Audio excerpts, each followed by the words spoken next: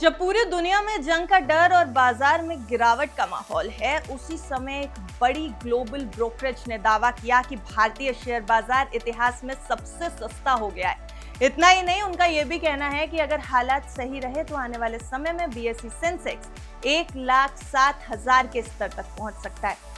अब आखिर ऐसा क्यों कहा जा रहा है और इसके पीछे क्या बड़े संकेत छिपे हैं, ये समझना बेहद जरूरी है, क्योंकि अगर आप बाजार में पूंजी लगा रहे हैं तो बाजार को बेहतर तरीके से समझिए। तो चलिए आसान भाषा में आपको पूरा सिनेरियो समझाते हैं और ग्लोबल ब्रोकरेज कौन सा है ये भी बताते हैं। हेलो एंड वेलकम, आप देख रहे हैं गुड रिटर्न्स। मैं हूं आपके साथ अनिमा द्विवेदी। वैश्विक तनाव और शेयर बाजार की गिरावट के बीच एक दिलचस्प रिपोर्ट सामने आई, जब लगातार चौथे दिन भारतीय शेयर बाजार दबाव में रहता दिखाई दिया और इसकी बड़ी वजह अमेरिका इजराइल द्वारा किए गए ईरान पर हमले माने जा रहे हैं। तब global brokerage firm Morgan Stanley ने भारतीय बाजार को लेकर एक बड़ा दावा किया। कंपनी का कहना है कि मौजूदा समय में बीएसई सेंसेक्स सोने के मुकाबले इतिहास में सबसे सस्ता हो गया है और अगर हालात इसी तरीके से उसके फेवर में रहे तो दिसंबर 2026 तक ये 1,07,000 के स्तर तक पहुंच जाएगा। रिपोर्ट में मॉर्गन स्टैनली के India equity strategist rhythm Desai का कहना है कि अभी बाजार और अर्थव्यवस्था के आंकड़ों के बीच एक बड़ा अंतर दिखाई दे रहा है। उन्होंने इसे मार्केट और मैक्रो के बीच का रिफ्ट बताया है, यानी दोनों के बीच का एक द्वंद्व, दोनों के बीच की एक कंफ्यूजन। उनका कहना है कि जहां बाजार में घबराहट और बिकवाली दिख रही है, वहीं भारत की इकोनॉमी के बुनियादी जो इंडिकेटर्स हैं वो काफी मजबूत बने हुए हैं। अब यही वजह है कि ये पूरी सिचुएशन निवेशकों के लिए अच्छी कंपनियों के शेयर खरीदने का मौका बन सकती है।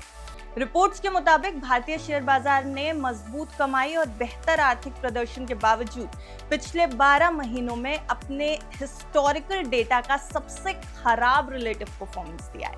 मॉर्गन स्टैनली का मानना है कि ये गिरावट घरेलू आर्थिक कमजोरी की वजह से नहीं बल्कि कुछ बाहरी कारणों से आई है। इसमें पैसिव फंड से निकासी यानी कि बिकवाली, हेज फंड्स की पोजीशनिंग और ग्लोबल लेवल पर रिस्क ऑफ माहौल जैसे जितने भी इंडिकेटर्स हैं वो सब कुछ शामिल है। अब इस रिपोर्ट की सबसे दिलचस्प बात समझिए।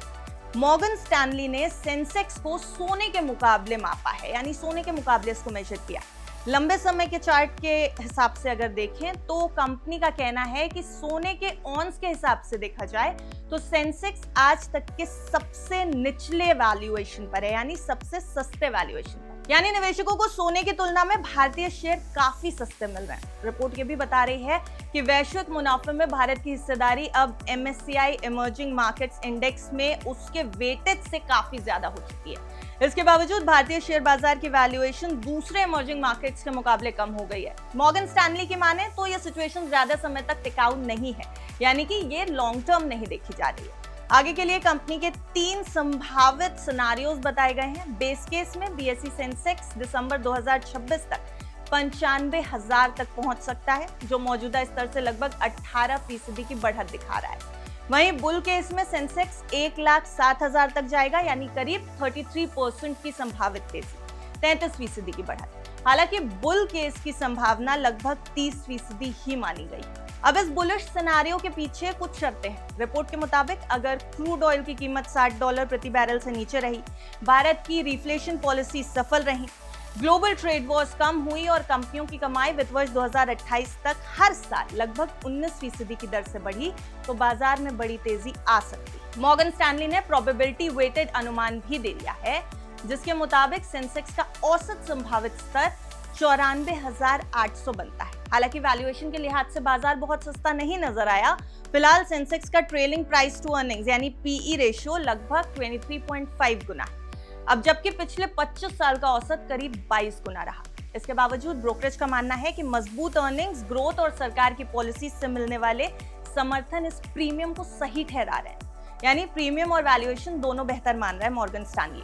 रिपोर्ट के मुताबिक आने वाले समय में आरबीआई के रेट कट्स, बैंकिंग सेक्टर में डीरेगुलेशन, लिक्विडिटी इन्फ्यूजन और जो कैपेक्स है वो बढ़ने जैसे कदम आर्थिक स्थितियों को तेज करेंगे। मॉर्गन स्टैनली के पूरी रिपोर्ट का जो समराइजेशन है वो साफ है कि मौजूदा कमजोरी असल में फंडामेंटल्स की वजह से नहीं बल्कि बाजार के फ्लोज और टेक्निकल कारणों से आई है। अगर आर्थिक सुधार और पॉलिसी समर्थन जारी रहा तो भारतीय शेयर बाजार में आने वाले सालों में मजबूत तेजी देखने को मिलेगी और सेंसेक्स 1,07,000 के स्तर की ओर बढ़ेगा। लेकिन बहुत पॉजिटिव रिपोर्ट्स हम आपके सामने लेकर के आते हैं। एक सलाह के साथ, बाजार में कहीं भी निवेश से पहले फाइनेंशियल एडवाइजर की राय जरूर ले लें। देखते रहिए।